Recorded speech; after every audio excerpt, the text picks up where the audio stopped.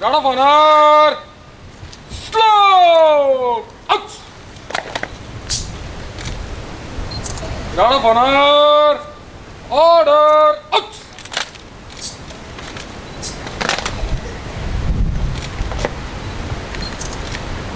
Shriman, Guard of honor is ready for your inspection, madam.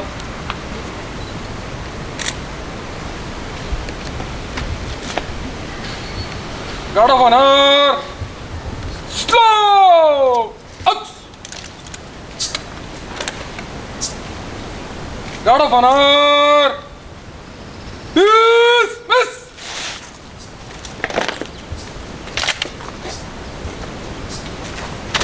Unit, Ramesh from Cluster Unit, Srinivas from Bangalore Unit, Bhoj from Vandiraj from Mudaviri Unit, Tirthesh from Kadapa Unit, Dinesh from Pinagadi Unit, and Sanjeev from Vitla Unit. And vacancy. Vitla Unit. This is Abhimanyu from Puttur. Which unit is missing? Online. 14 unit in Kellogg's. 40 minutes. Mulki unit there now. Second, Mohammed Ismail. Just take a look at it. Second in command, you are reported. These are all going to be Attention!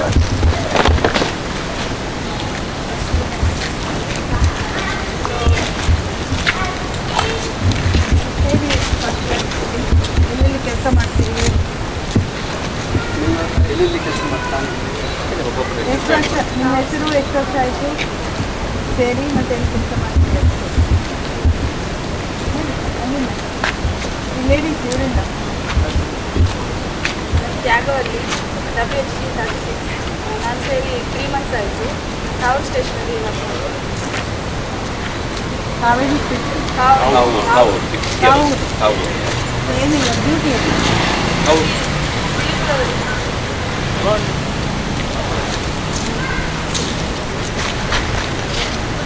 ನನ್ನ ಹೆಸರು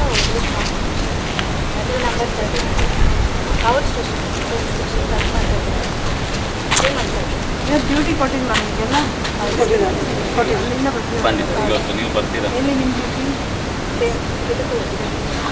ಅದು water park S S ನಿಮ್ಮದು ಅದು ಗಾಯತ್ರಿ ಕಡೆ 856 ಜೈಲಲ್ಲಿ ಮಂಜುಳಾ 168 ಗ್ರಾಮಾಂತರ ಠಾಣೆ 32 metal ಜೈಲಲ್ಲಿ ಪುಷ್ಪಲತಾ ಉಳ್ಳಾಲ ಠಾಣೆ ತಲಪಾಡಿ ಚೆಕ್ ಪಾಯಿಂಟಲ್ಲಿ ಡ್ಯೂಟಿ ಮಾಡ್ತಿದ್ದೆ 6 ಇಯರ್ಸ್ ಆಯಿತು ಯಾವ ಟೈಮಲ್ಲಿ ಮಾಡ್ತೀರಾ ಇದೇ ಫುಲ್ಲು ಕೊಡ್ತಾರೆ ಚೆಕ್ ಪಾಯಿಂಟ್ ತಲಪಾಡಿ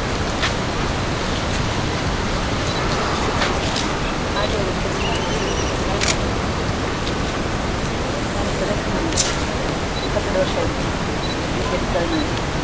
ಉಳ್ಳಾಲ ಠಾಣೆಯಲ್ಲಿ ಏನಂತ ಮಾಡೋದು ಚೆಕ್ ಪಾಯಿಂಟ್ ಯಾವಾಗಿಂದ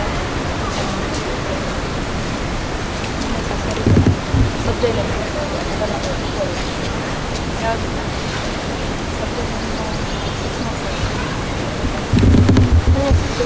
ಅದು ಟೌನ್ ಸ್ಟೇಷನ್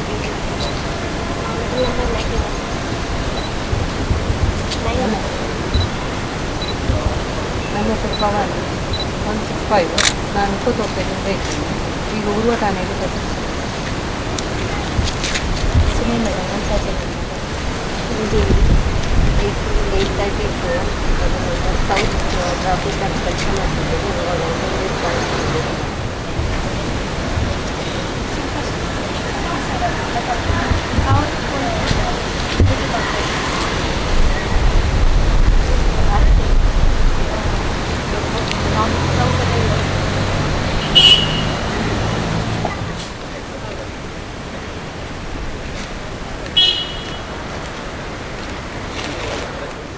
ಮೇಲ್ಗಡೆ ಎರಡು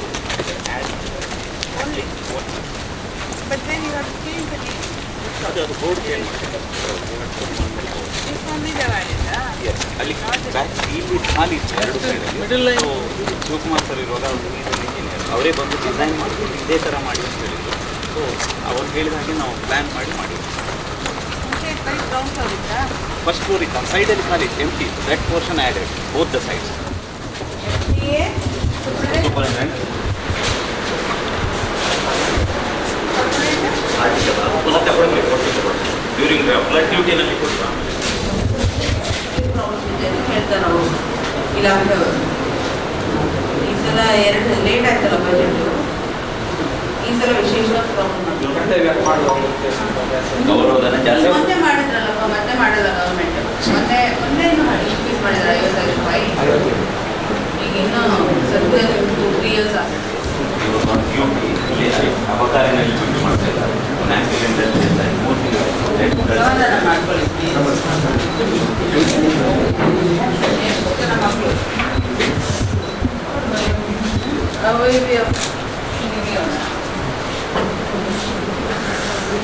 ಇನ್ನು ಆಕ್ಸಿಡೆಂಟಾ? ಹೌದು, ಅಬಕಾರಿ ಡ್ಯೂಟಿಯಲ್ಲಿ ಇರುವಾಗ ಎಲ್ಲ ಕಳಿಸಿದ್ದೀವಿ, ದಾಖಲೆ ಎಲ್ಲ ಕಳಿಸಿದ್ದೀವಿ. ಇನ್ಶೂರೆನ್ಸ್ ಅವರು ಕಟ್ಟಿದ್ದೀವಿ, ಬಟ್ ಆನ್ ಡ್ಯೂಟಿ ಡೆತ್ ಅಂತ ಹೇಳಿ 6 lakhs ಇಲಾಖೆಯಿಂದ ಸಿಗುತ್ತೆ. ಡಾಕ್ಯುಮೆಂಟ್ ಹೇಳಿದ್ದಾರೆ, it is in the process. ಮದುವೆ ಆಗಿದ್ದ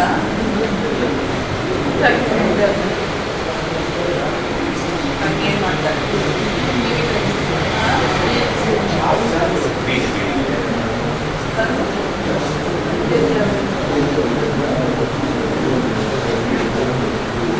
ಎಕ್ಸೆಲ್ ನೋಡಿ ಕೊಡಲಿಲ್ಲ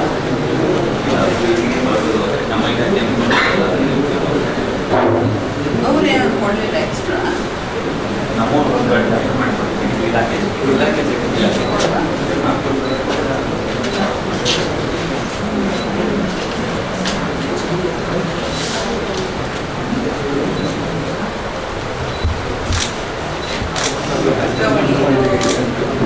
ಏನು ಅಲ್ಲ, ಈ ಮೊತ್ತ ನಿಮಗೆ ನಷ್ಟ ಆಗಿದೆ, ಸರಿಸ್ಕೊಳ್ಳೋಷ್ಟು ಆಗೋದಿಲ್ಲ. ಆದರೂ ಏನೋ ಸರ್ಕಾರದಿಂದ ಆಯ್ತು ಕೊಡಿ, ನೀವು ಕಲೆಕ್ಟ್ ಮಾಡಿದ್ದೀವಿ.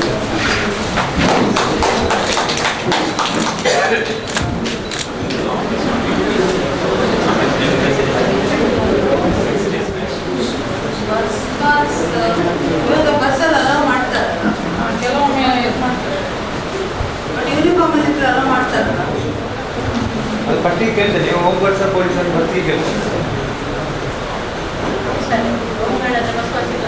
ಹಾಗೆ ಕಳಿಸ್ತಾರೆ, ಆಗ ಸ್ಟೇಷನಲ್ಲಿ ಕಳಿಸ್ತಿದ್ರು.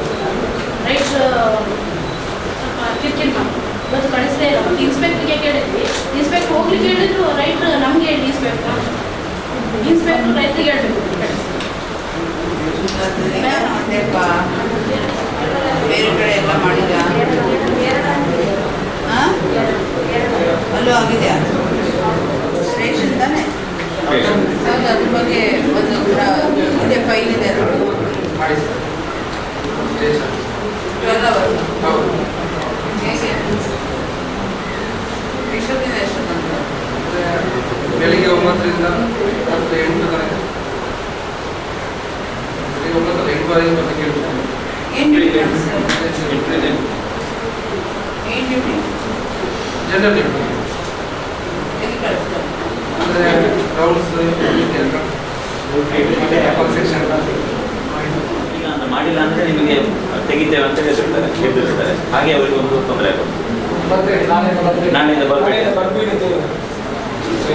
4 ವರ್ಷ ಮೊದಲು 50 ಇದ್ದದ್ದು ಕಮಿಷನ್ ರೇಟ್ ವ್ಯಾಪ್ತಿನಲ್ಲಿ, ಈಗ 165 ಇದೆ. ಎಸ್ ಪಿ ಅಂಡರ್ 70 ಇದ್ದದ್ದು ಈಗ 265 ಹೋಮ್ ಗಾರ್ಡ್ಸ್ ಇದ್ದಾರೆ. ಎಲ್ಲ ಠಾಣೆಗಳಲ್ಲೂ ಕನಿಷ್ಠ ಒಂದು 15 ಹೋಮ್ ಗಾರ್ಡ್ಸ್ ಇದ್ದಾರೆ. ಸೊ ಅವರಿಗೆ ಜಾಸ್ತಿ ಡ್ಯೂಟಿ ಟೈಮ್ ಕೆಲಸ ಮಾಡಿಸ್ಕೊತಾರೆ. ಇಂತಿದ್ರಲ್ಲ ಅದಕ್ಕೆ ಕೇಳ್ತಾ ಇದ್ದೀನಿ. ಬಂದಿಕಾನ ಇಲಾಖೆಯಲ್ಲೇ ಕಳಿಸಿದ್ದಾರೆ ಮೇಡಮ್. ಅಲ್ಲಿ ನಾವು ಚೇಂಜ್ ಮಾಡ್ತಾ ಇಲ್ಲ, ಪದೇ ಪದೇ ಚೇಂಜ್ ಮಾಡಿದರೆ ಅಂತೇಳಿ ಅಲ್ಲಿ ಮಾಡ್ತಾ ಇದ್ದೀವಿ. ಬೇರೆ ಎಲ್ಲ ಕಡೆ ನಾವು ರೊಟೇಷನ್ ಮಾಡ್ತಾ ಇದ್ದೇವೆ. ಕೆಲವು ಠಾಣೆಗಳಲ್ಲೂ 7-8 ತಿಂಗಳಿಂದ ಇದ್ದಾರೆ ಕೆಲವರು. ಸೊ ನೀವೇನೋ ಇದ್ದೀರಾ, ಬಾಕಿ ನಿಮ್ಮ ಥರನೇ ಸೇರಿರ್ತಾರಲ್ಲ ಬೇರೆಯವರು, ಅವರು ಬೇಕು ಅಂತ ಕಾಯ್ತಿರ್ತಾರಲ್ವ. ಸೊ ಅದ್ರ ಬಗ್ಗೆ ಹೇಳ್ತಾ ಇದ್ದೀನಿ. ರೊಟೇಷನ್ ಆಗಬೇಕಲ್ಲ, ರೊಟೇಷನ್ ಆಗ್ಬೇಕು ಮೇಡಮ್. ಆಗ್ತಾ ಇದೆಯಾ? ಆಗ್ತಾ ಇಲ್ಲ ಮೇಡಮ್, ರೊಟೇಷನ್ ಆಗ್ತಾ ಇಲ್ಲ. ಮಾಡಬೇಕು. ಆಯ್ತು. ನಾನು ತರಿಸಿ ನೋಡ್ತೀನಿ ರೊಟೇಷನ್ ಆಗ್ತಾ ಇದೆಯಾ ಇಲ್ಲ ಅಂತ. ನನಗೆ ನಿಮ್ಮವರೇ ಬರೀತಾರೆ.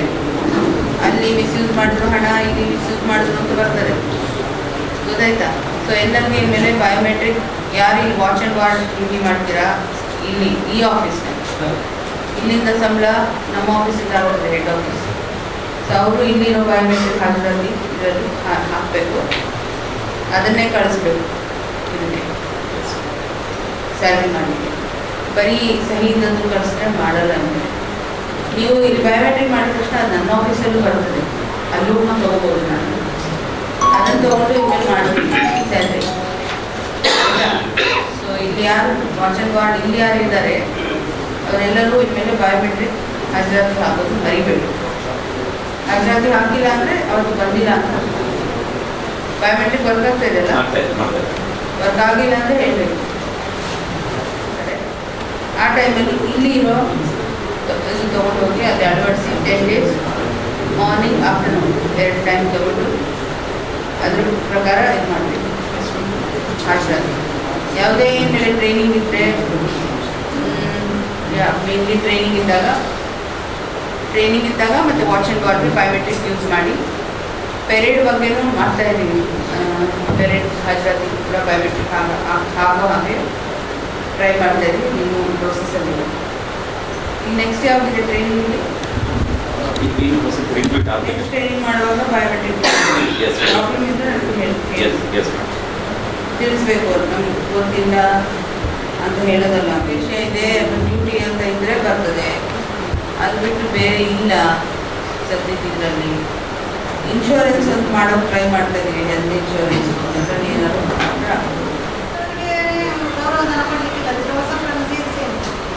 ಗೌರವಧನ ಕೊಡಲಿಕ್ಕಿದೆ. ಬಜೆಟ್ ರಿಲೀಸ್ ಆಗಿಲ್ಲ ಆಯಾ ಇಲಾಖೆಗಳಲ್ಲಿ, ಅದು ನಮ್ಮ ತಪ್ಪಲ್ಲ, ನಮ್ಮಿಲ್ಲ. ಇಲ್ಲಿ ಯಾರು ವಾಚ್ ಆ್ಯಂಡ್ ವಾರ್ಡ್ ಮಾಡ್ತಾ ಇದ್ದೀರಿ ಅವ್ರಿಗೆ ಯಾವಾಗ ಬಂದಿದೆ ನೀವು ಸಂಬಳ? ಆಗಿದೆ ಅಲ್ಲ. ಇಲ್ಲಿ ವಾಚ್ ಆ್ಯಂಡ್ ವಾರ್ಡ್ ಮಾಡೋರು ಅಷ್ಟೇ ನಮ್ಮ ಆಫೀಸಿಂದ ಸಂಬಳ ತಗೊಳ್ಳೋದು.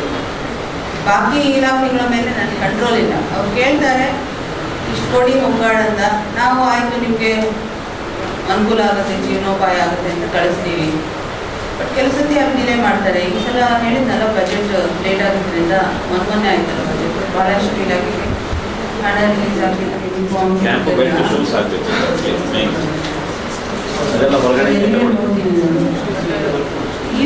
ಇರ್ತಾರಲ್ಲ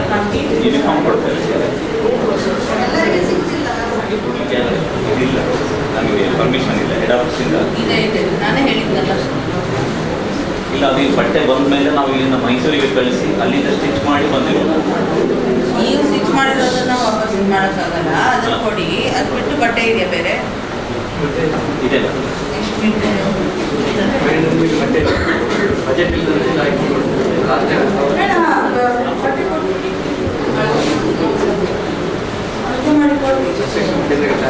ಅರ್ಥ ಮಾಡಿ ಕೊಡ್ತೀವಿ. ಇಲ್ಲ ನಾನು ಚೇಂಜ್ ಮಾಡ್ತೀನಿ.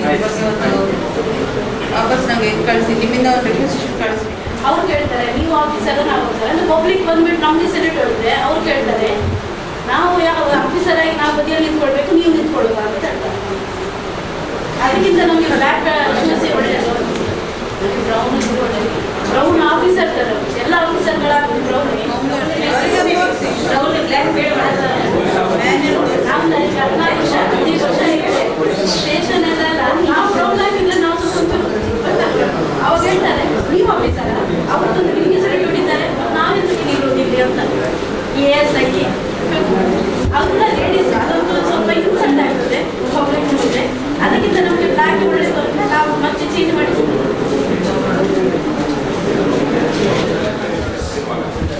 ಸಡನ್ ಆಗಿ ಮಾಡೋ ಹೊಂದಿದ್ದಾರೆ, ಅವರಿಗೆ ಗೌರವ ರಕ್ಷಣೆ ಮಾಡಿದ್ದಾರೆ.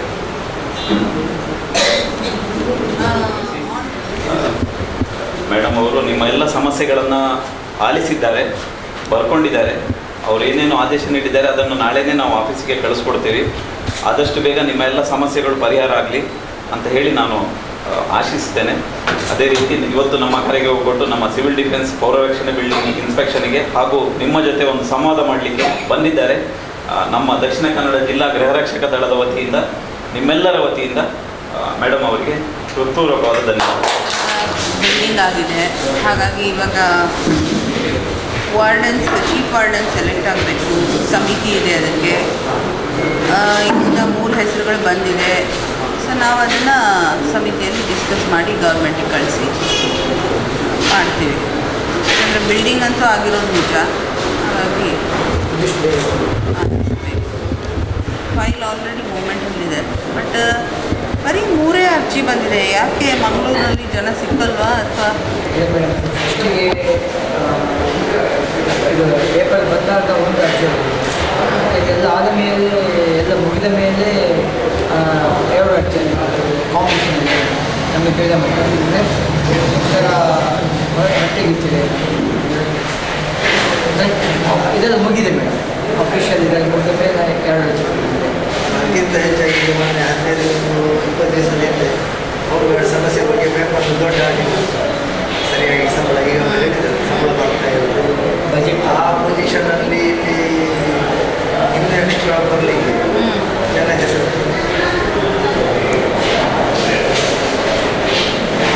ಬಟ್ ಅವ್ರಿಗೇನು ಸಂಬಂಧ ಇರ್ತದೆ? ಸಿವಿಲ್ ಡಿಫೆನ್ಸ್ ಆಗ್ತದೆ, ಹೋಮ್ ಗಾರ್ಡ್ಸ್ ಹೆಂಗೆ ಆಗ್ತದೆ? ಅದು ಸಿವಿಲ್ ಡಿಫೆನ್ಸ್ ಇದೆ.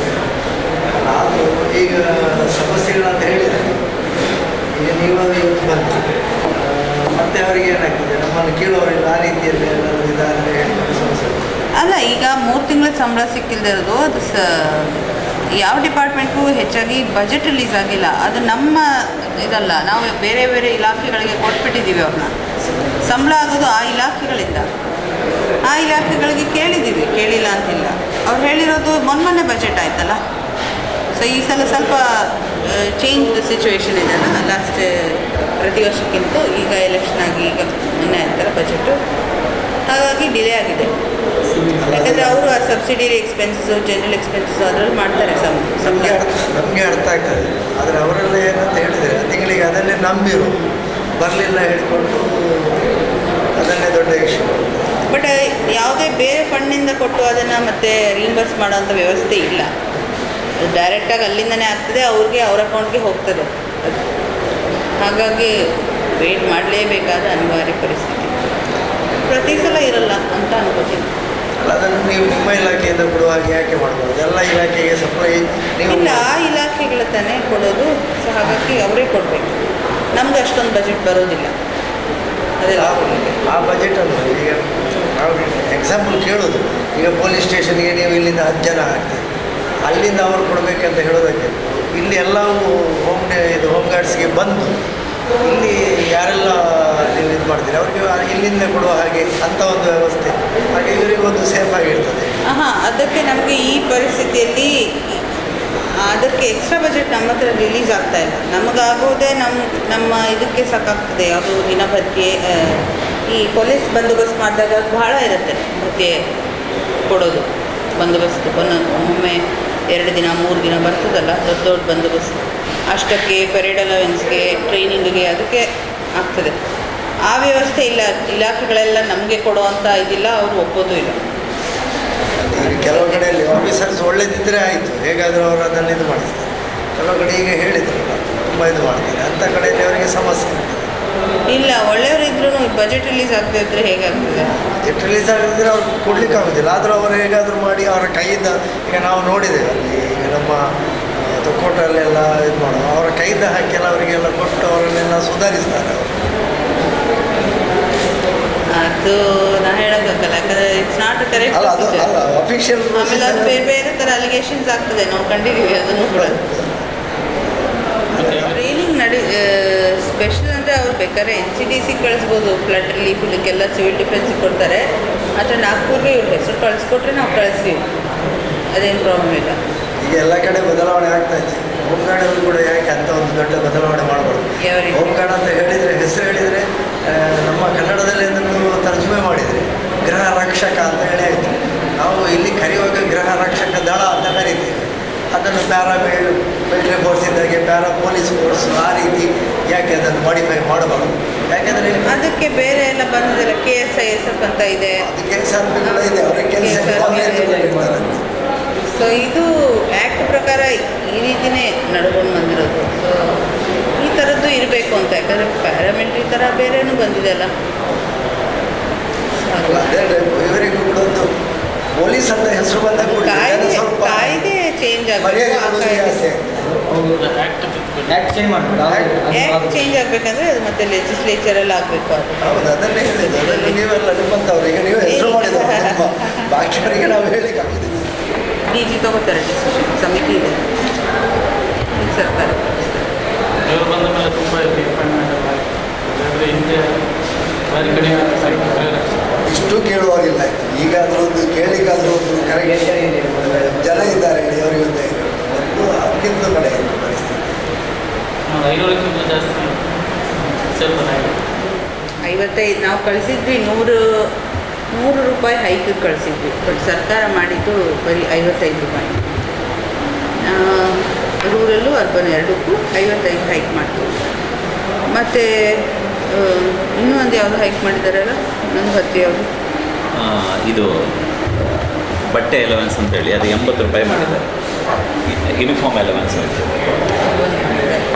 ಬಾಕಿ ಇನ್ನು ಇನ್ಶೂರೆನ್ಸ್ ಬಗ್ಗೆ ನಾವು ವರ್ಕೌಟ್ ಮಾಡ್ತಾಯಿದ್ವಿ, ಹೆಲ್ತ್ ಇನ್ಶೂರೆನ್ಸ್ ಥರ. ಬಟ್ ಪ್ರಾಬ್ಲಮ್ ಏನಂದರೆ ಇವತ್ತು ದಿನಭತ್ಯೆ ಅಲ್ವಾ, ಪರ್ಮನೆಂಟ್ ಅಲ್ಲ ನೌಕರಿ. ಹಾಗಾಗಿ ಅದು ಕೆಲವು ಸಮಸ್ಯೆಗಳು ಬರ್ತಾ ಇದೆ ಅದು ಮಾಡೋದು. ಅವರಿಗೆ ಅವ್ರ ತಿಂಗಳೆಲ್ಲ ಕೇಳಿದ್ದಾರೆ, ರಜೆ ಮಾಡಿದ್ರು ಕಟ್ ಮಾಡ್ತಾರೆ ಅಂತ ಹೇಳಿ. ಅವರಿಗೆ ESI ಮತ್ತು ಈಗ ಕೇಂದ್ರ ದಿನಭತ್ಯೆ ESI ಹಾಗೆ PF ESI ಅಂತ ಅದೇ ESI ಥರನೇ health insurance we are working out that may come. ಅದರಲ್ಲಿ ಅಡಚಣೆ ಅಂದರೆ ಅದೇ ಇದು ಅವ್ರದ್ದು ರೆಗ್ಯುಲರ್ ಇಲ್ವಲ್ಲ, ಅದೊಂದು ಪ್ರಾಬ್ಲಮ್ ಇದೆ. ಅದು ವಿ ಆರ್ ವರ್ಕಿಂಗ್ ಔಟ್. ಆ ಫೈಲ್ ಇದೆ. ಬಸ್ ಪಾಸ್ ಬಗ್ಗೆನೂ ಒಂದು ಫೈಲ್ ಮೂಮೆಂಟ್ ಇದೆ, ಅದು ನಡೀತಾ ಇದೆ. ಖಾಸಗಿ ಅವ್ರಿಗೆ ಹೇಳೋಕ್ಕಾಗಲ್ಲ, ಬಟ್ ಗೌರ್ಮೆಂಟ್ ಬಸ್ಸಲ್ಲಿ ಬಸ್ ಪಾಸ್ ಅದು. ಮತ್ತು ಪೊಲೀಸ್ನವ್ರಿಗೆ ಇರೋ ಹಾಗೆ ರಾಷನ್ ಬಗ್ಗೆ ವಿ ಆರ್ ಟ್ರೈಂಗ್ ಟು.